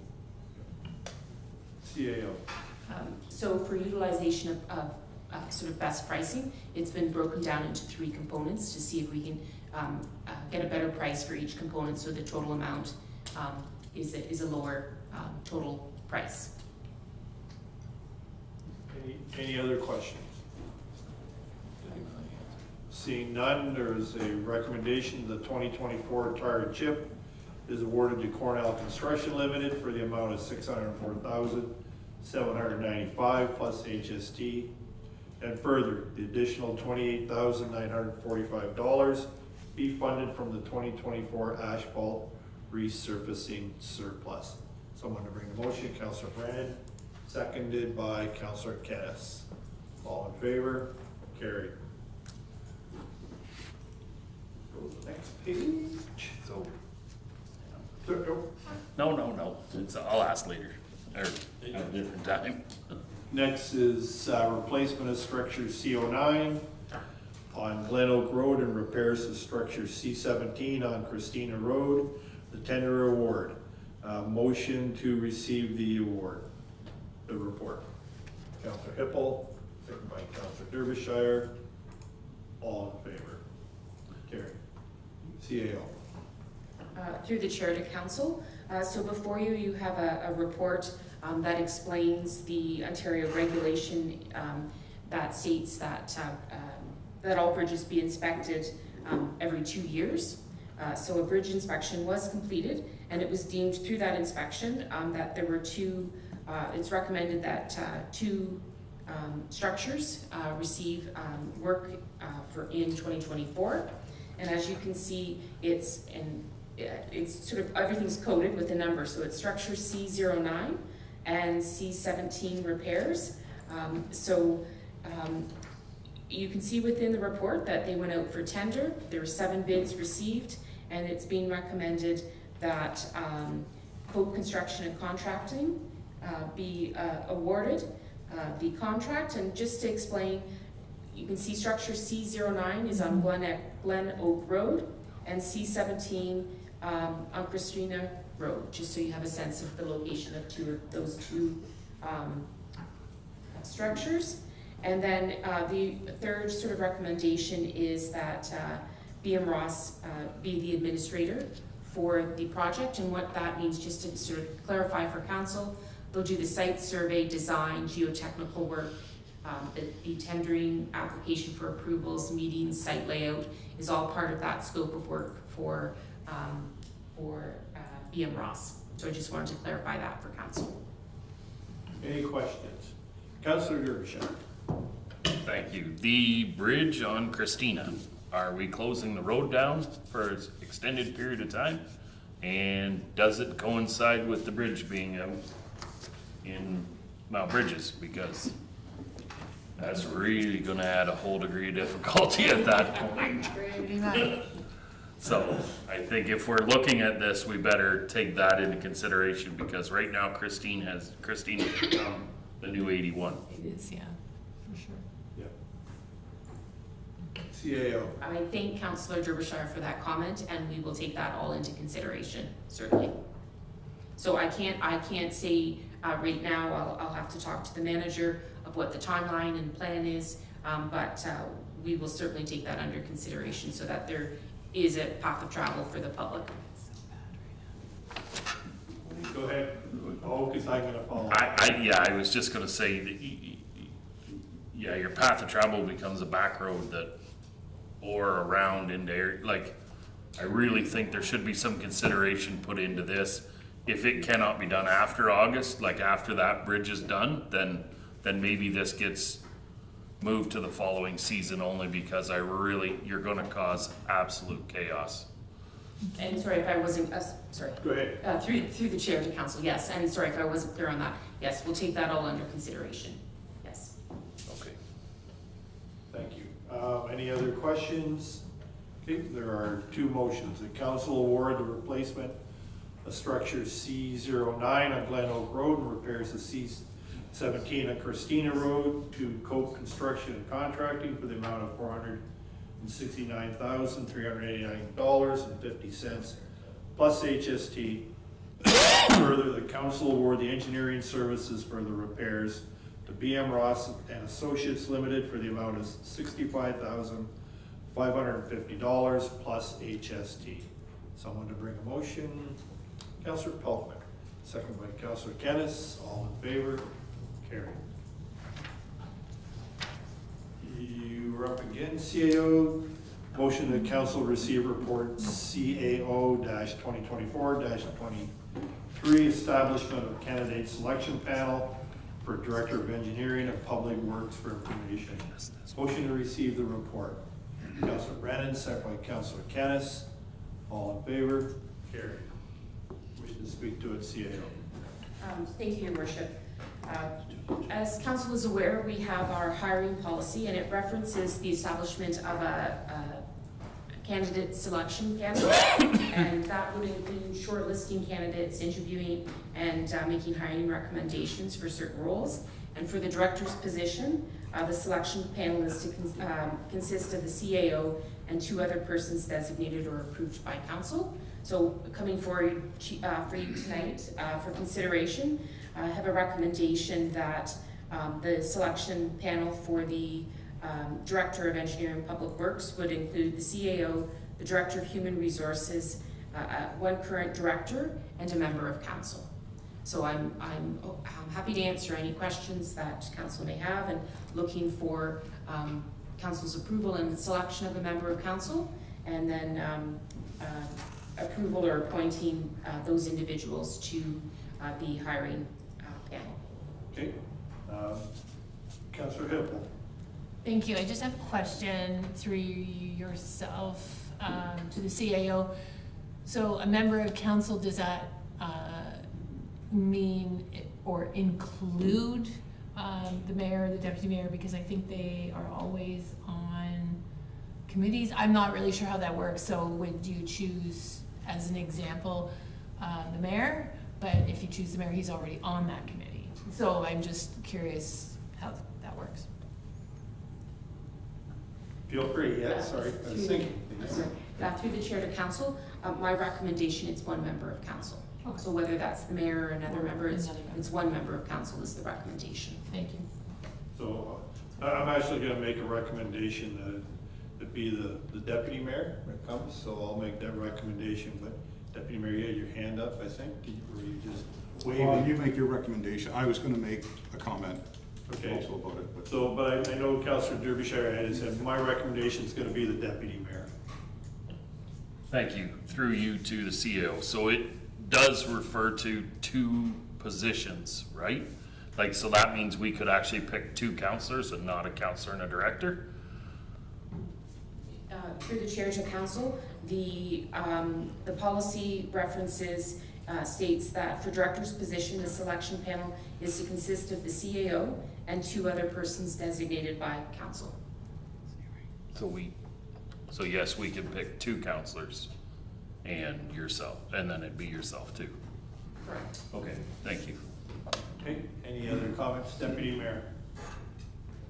I picked up on that also. So I would motion that we, the committee consists of the CAO, 2 members of council, and the Director of Human Resources to sit as a staff resource.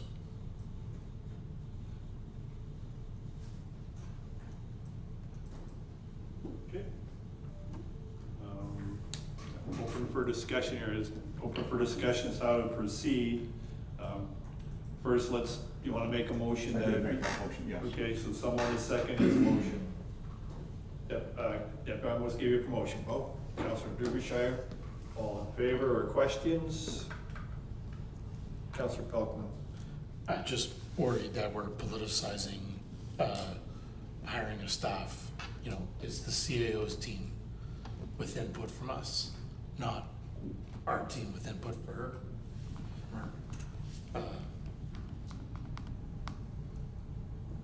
Yeah, I can't support this motion. So. Any other questions? Councillor Hippel. Yes, just a question through yourself to the CAO. Is it, I mean, I always like odd numbers. I don't know why, it's just one of those things that always seem to work better for me when we do boards and committees, but just, I mean, I'm rearranging it, I'm not rearranging it, but I just, can you not do yourself Director of Human Resources and one council member? Just to clarify, my motion is a 3-person panel. The Director of Human Resources sits as a staff resource person, not a voting member of the council, or of the committee. Right? 3 persons, but you have to have a staff. Somebody to take to receive all the documentation, the person in the room, and deal with all of the paperwork issues in the background. Any other questions? Councillor Pammer. I think that the Director of Human Resources should have a bigger say in the hiring decision than that, since as a Director of Human Resources, their job is, interviewing and selecting qualified candidates. So I think that they would have a lot to offer in the discussion. So I wouldn't want them to be, as you said, just I forget the wording you used, but basically a I just said a staff resource. A staff resource, but rather to have some input into the discussion and the decision making. Any other questions? Councillor Hippel. And through yourself, I would agree with Donna Pammer, or Councillor Pammer on that. I think that the Director of Human Resources is key in the municipalities' staff, hiring of staff and directors, and I think would be important to have a vote from that person as well. Okay, any other questions or comments? Okay, seeing that. Sorry, Councillor Pammer. I'm going to ask for if Deputy Mayor McGuire will take a friendly amendment to the motion that we appoint the CAO, the Director of Human Resources, and 1 council member as part of the candidate selection panel. So that's 3. Right, back down to 3. 3 voting. 3 voting members. HR, council, and CAO. Yeah, that makes sense. Who seconded the motion? That's fine. I'll accept the friendly amendment. Okay, Councillor Derbyshire, are you okay with that? My only question is, can we do that, or do we have to follow the policy? That would be my question. Do we have to follow what the policy says, or? CAO. Through the chair, that friendly amendment would follow the policy. So we can just eliminate somebody? No, so the policy says the CAO and 2 other persons. So the friendly amendment that was just made has a total of 3, which would be the CAO, Director of HR, and 1 member of council. So it would follow the hiring policy. Okay, sorry, that's my fault. I was following the record. It says at least. Councillor Brennan, then we can. So essentially, we're returning to the original Return to recommendation. the original recommendation. Without a second director. Yeah. So it's 3 instead of 4. Yeah, I like that. Right. That is correct. Okay, so we have a second and motion. All in favor? Opposed, if any, carried. So if I may, I don't know how to do this, just make a motion that we appoint the deputy mayor to the hiring panel. Someone to second the motion. Councillor Pammer. Question, all in favor? Carried. You were voluntold. I was voluntold. I didn't know if it was proper to vote or not. Reports from the boards and committees. Mr. Mayor, Yes. I think we have to give the person named the opportunity to decline or accept. Oh, okay. No, I just didn't know if it was proper for me to raise my hand. I think I believe we're nominating someone, and I believe we have to ask them to accept or decline before we pass the motion. I accept it. I just didn't know if it was proper for me to raise my hand or just ignore it. Okay, as long, Thank you. I just want to make sure you're good with it. Some rules, democracy. Motion of the reports from boards and committees be received for information. Someone to bring the motion, Councillor Kennis, second by Councillor Derbyshire. Any questions on the Committee of Adjustments? Seeing none, all in favor? Carried. County Council report, Deputy Mayor. I think I can defer it. We've had lots from county this evening. Thank you. Yep. Inquiries or comments by members? I'll go first because I want to make a comment. There have been, I'm going to speak about the Strathroy Rockets, our junior B hockey team. And there are rumors that, right now, unconfirmed rumors that the Rockets are for sale. So I just have two simple comments. One is that I would hope, and I'm going to make the same comment tomorrow on my radio spot, that the league and all parties involved would do their due diligence and ensure that the sale is done properly in accordance with the bylaws of the team and of the league. Just a comment that the Rockets are part of the community. And as part of the community, they are not owned by the town, but they're part of this town, they're part of the community. So part of the rumor mill is that possible movement of the Rockets. And I would certainly hope that the league and any new owners would take in mind that they are part of the community and they would do their due diligence. But if in fact the rumors are true, I would welcome new ownership because we do need to have the Rockets continue to be part of this community. Councillor Hippel, did you want to go next? Certainly. We have a transfer station in Strathroy and Mount Bridges, and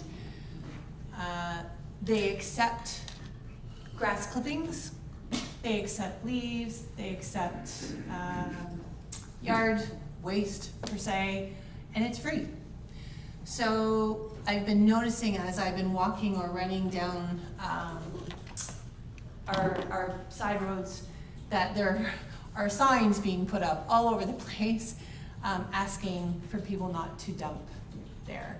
So, I mean, I used to harp on garbage all the time. I mean, I harped on that for so long. I don't think anyone that was dumping it listened to our meetings, so it went on deaf ears regardless.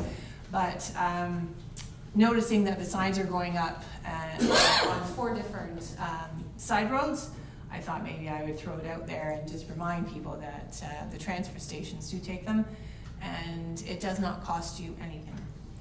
I guess on a happier note, I know I mentioned it in our last inquiries 2 weeks ago, but it's really exciting because we've got all of our elementary schools, whether it be Christian, Catholic, or public, are all going through graduations, grade 8 graduations this coming, the next, I guess, 10 days. So it's very exciting for everyone, and looking forward to seeing them all as they come into our community as young adults, and someday we'll be sitting here where we're sitting. So that's it for me.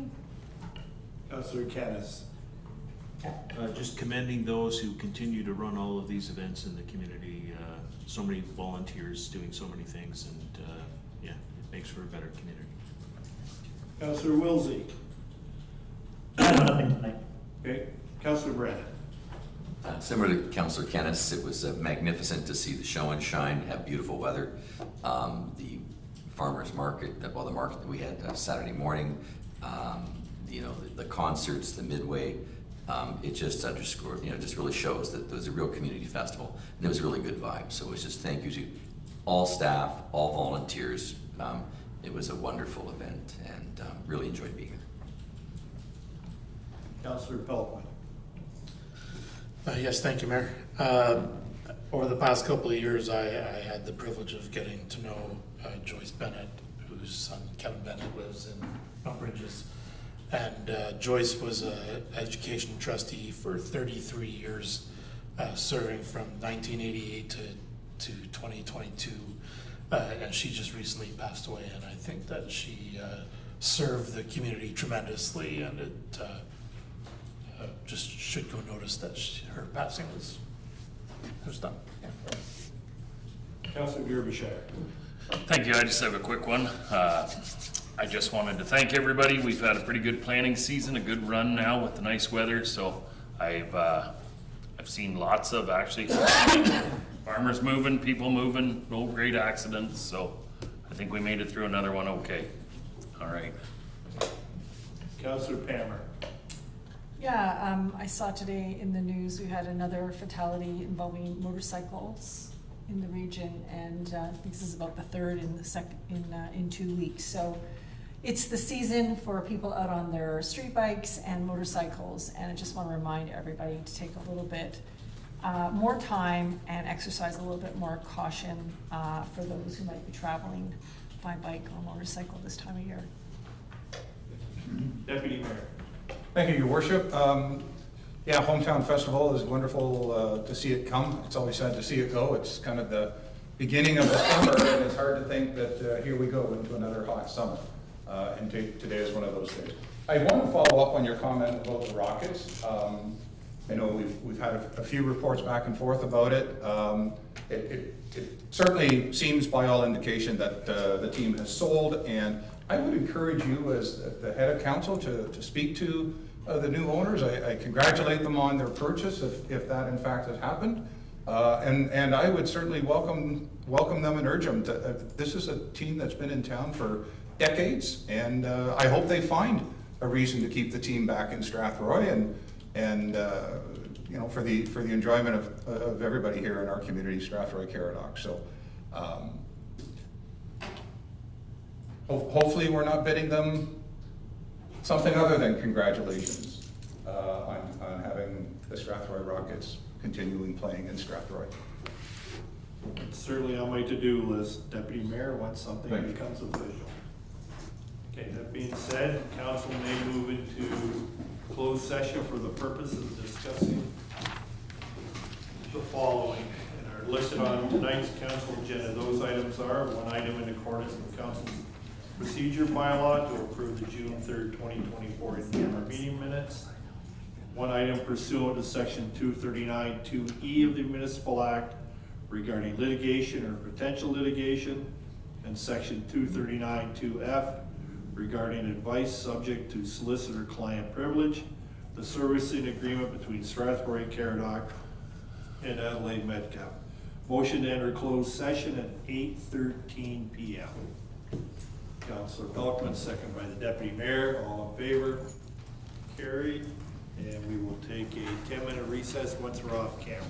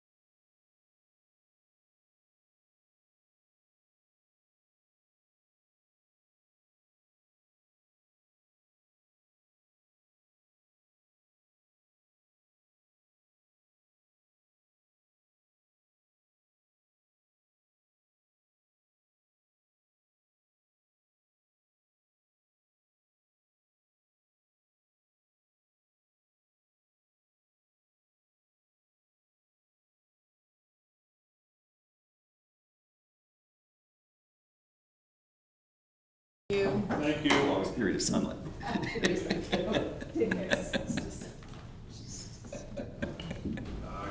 Council met in closed session to consider matters it is permitted to do so under the Municipal Act and is listed on tonight's council agenda. The following items were considered during the closed session. One item in accordance with council's procedure bylaw to approve the June 3rd, 2024 in-camera meeting minutes. The meeting minutes were approved. One item pursuant to section 239(2)(e) of the Municipal Act regarding litigation or potential litigation, and section 239(2)(f) regarding advice subject to solicitor-client privilege, the servicing agreement between Strathroy-Caradoc and Adelaide Metcalf. No direction was given. Motion that the direction given in closed session be approved. Procedure, yep. Councillor Brennan, second by the Deputy Mayor. All in favor, carried. Now we'll go to schedule of meetings. Our next meeting is June 24th, is the zoning bylaw kickoff project. We'll now move to consideration of bylaws. Thank you, Chair. The first bylaw before council this evening for consideration is bylaw 5824, being the bylaw to authorize the execution of the community improvement plan agreement between the corporation of the Municipality of Strathroy-Caradoc, Daniel Peekins and Jason Hastings, noting the amended amount of $31,500 in the agreement as referenced earlier this evening. So we're just looking for first, second, third, and final reading. Motion to the bylaw number 58-24 receive first, second, third, and final reading. Councillor Canis, second by the Deputy Mayor. All in favor? Carried. And the second bylaw before council this evening is the confirming bylaw to confirm the proceedings of this evening's meeting of the Council of the Corporation of the Municipality of Strathroy-Caradoc. Bylaw number 5924 receive first, second, third, and final reading. Deputy Mayor, second by Councillor Pelkman. All in favor? Carried. Motion of the June 17th, 2024 council meeting adjourn at 9:12 p.m. Deputy Mayor, second by Councillor Canis. All in favor? Opposed, if any? Carried. More.